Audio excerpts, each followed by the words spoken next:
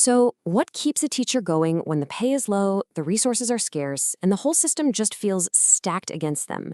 It's a huge question, and it really gets to the core of what drives any of us. Today, we're going to try to find the answer by looking at the unseen engine that powers English teachers in Nepal. Our whole journey today starts with this really powerful Nepali proverb. It's basically saying that without some kind of inner drive, a desire, a venom, we're pretty much powerless. And it's that very idea of desire that a researcher named Nirajan Bohara wanted to understand, especially when it came to the teachers in his own country.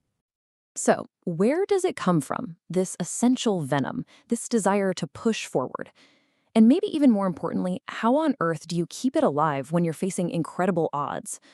We're about to see how this piece of ancient wisdom connects directly to the real-world struggles and the triumphs of teachers in Nepal today.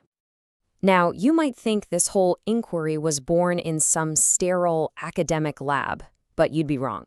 It actually started with the researcher's own life. This story, well, it's deeply personal. You see, throughout his school years, he really struggled. His grades weren't great. But these are the words his mother would always say.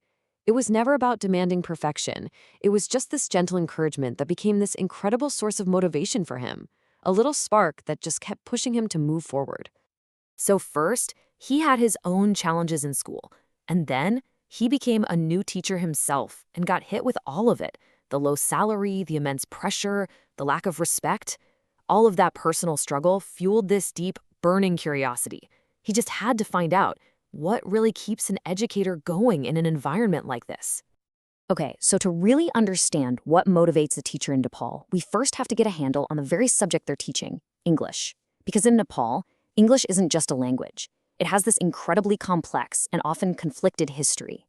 The whole story really kicks off way back in 1854, but here's the catch. English education was only for the ruling class, the elite. Then fast forward to the middle of the 20th century, and suddenly English becomes this kind of golden ticket, a key to a better life for more people. But now, in our super connected world, its place in the national identity is, well, it's a lot more complicated. And this creates this huge paradox. On the one hand, English can feel like a tool of oppression, imposing foreign norms and pushing local languages to the side. But on the other hand, it is an undeniable key to opportunity, a bridge to the rest of the globe. And the teachers?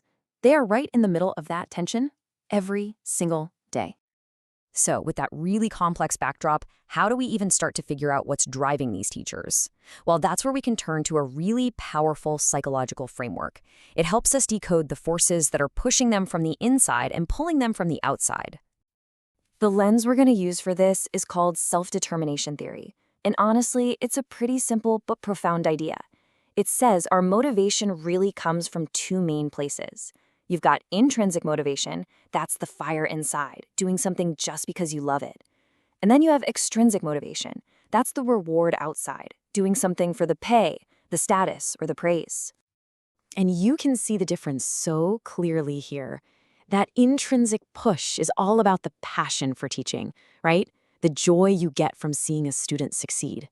The extrinsic pull is more about the practical stuff, needing job security or the social respect that comes with being a teacher. Both are powerful forces for sure, but as we are about to find out, they are definitely not created equal. Because here's the thing, no matter how strong that initial motivation is, teachers in Nepal are walking straight into some serious headwinds. These are the powerful systemic problems that threaten to just extinguish that inner fire and can lead directly to burnout. And it's a pretty clear destructive path. It starts with just a crushing workload and really low pay. Then that gets compounded by a total lack of support from administration. And that's when the emotional strain really kicks in. You start to feel undervalued, disrespected, completely drained. The final step? Chronic fatigue. You reach a point of exhaustion where that professional commitment just evaporates. And the demotivators just keep piling on. We're talking delayed salaries, a real lack of professional training, nepotism in management, not even having enough basic teaching materials, not to mention toxic work cultures. Each one of these is just another heavy weight, making it harder and harder to keep going. So with all of that, all of it, stacked against them, why would anyone stay? This brings us to the most crucial and frankly, the most inspiring part of this story. The incredible resilience that somehow keeps that motivational spark alive in the classroom. Despite the low pay, despite the lack of support, despite the emotional drain, they stay. And that's the heart of this whole thing. It proves that there is a force at play here that's stronger than all of those external pressures combined. And here it is. Here's the answer. This resilience is fueled almost entirely by those intrinsic motivators. It's the deep personal passion for the job. It's that strong sense of social responsibility. And maybe most of all, it's the pure human connection and satisfaction that comes from helping your students grow. It turns out that internal fire, that why, it just burns so much brighter than any external headwind trying to put it out. Ultimately, the story of these teachers isn't really just about Nepal.